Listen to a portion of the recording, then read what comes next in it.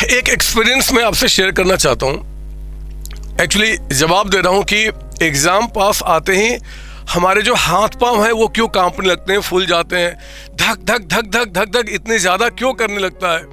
Mummy papa का आशीर्वाद लेने की अचानक रिक्वायरमेंट क्यों हमें आ जाती है, मंदिर जाने की अचानक रिक्वायरमेंट क्यों आ जाती है।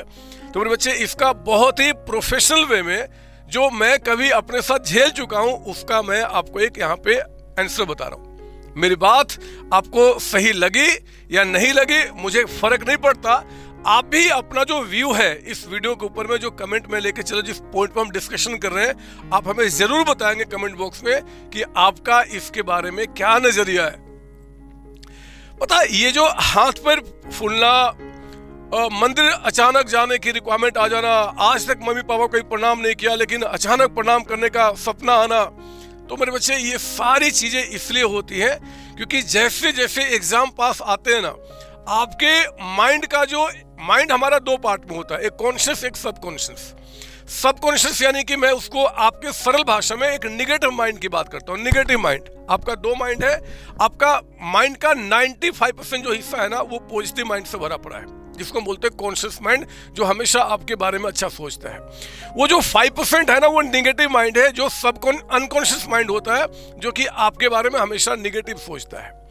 जैसे जैसे एग्जाम पास आते हैं ना बच्चे, तो वो जो 5% जो सोया हुआ है ना, क्योंकि जब आप रिदम में रहते हो, काम ठीक से करते हो, टेंशन नहीं होता है, तो आपका कॉन्शियस माइंड जो है ना वो उसको हावी नहीं होने देता, वो हमेशा सोया रहता है।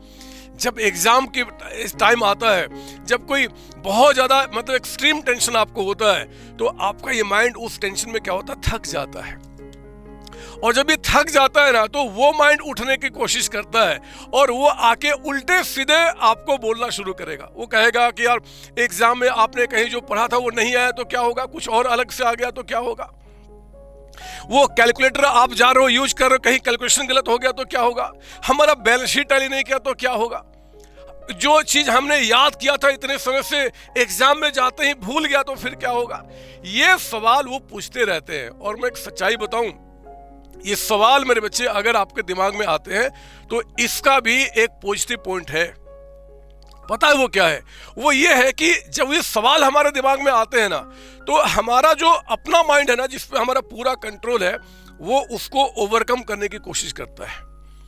कहीं हम भूल गए तो क्या होगा, दोबारा रिवीजन करते, तिबारा रिवीजन करते, कैसे भूल जाएंगे।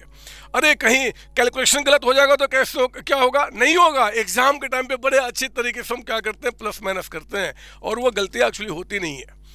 तो मेरे बच्चे, मैं तो आपको बोलूं कि एग्जाम के टाइम पे ये जो अनकॉन्शियस माइंड जो है ना, जिसको हम निगेटिव माइंड की बात कर रहे हैं, जो हमेशा निगेटिव बातें करता है, उसका आना भी आपके लिए ठीक होता है। आप उसको एंजॉय करो। वो टेंशन क्रिएट करने की कोशिश करेगा, वो पेट में पता नहीं कहाँ गुदगुदी करेगा, हाथ पर कपाएगा, मजा लो ना उसका भी। वो भी एंजॉय करने का टाइम होता है बदमाश, वो भी एंजॉय करते हैं। मम्मी पापा का आशीर्वाद आज तक नहीं लेता था ना, कभी सुबह उठ कर नहीं लेते थे, लेकिन एग्जाम के टाइम पे लेते हैं। लो ना, वो भी आनंद है एक तरीके का, वो भी मजा हमें आता है। मेरा सिर्फ एक ही कहना है, ये ह्यूमन नेचर है। ये एग्जाम के टाइम पे निगेटिव थिंकिंग आना, हाथ पे कांपना, ये ह्यूमन नेचर है। सबके साथ होता है, मेरे साथ भी होता है, सबके साथ होता है। उसको एंजॉय करो ना। और वो जितना बोलता है बोलने दो, वो उसका काम ही है निगेटिव थिंकिंग्स को क्रिएट करना। आपने जो पढ़ाई की है मेरे बच्चे, आपने जो तैयारी किया है, आपने जो एफर्ट डाला है, बिलीव कीजिए उसके सामने किसी का कोई एफर्ट कुछ है ही नहीं। मैं चैलेंज के साथ बोल सकता हूँ, बोलो तो मैं लिख के देने को तैयार हूँ।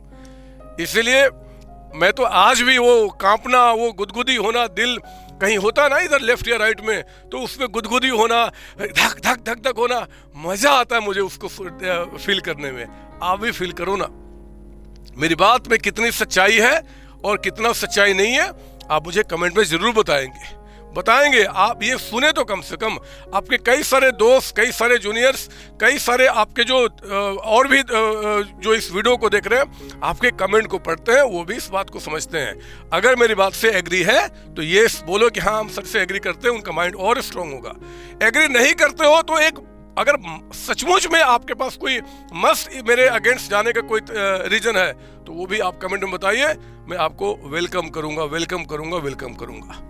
All the best. एग्जाम और जो जो आपका एक्सट्रीम जो टेंशन वाला पीरियड होता है उसको भी एंजॉय करना सीखो लाइफ में, सीखो, मजा आएगा। All the best. Thank you बच्चों, थैंक यू जी।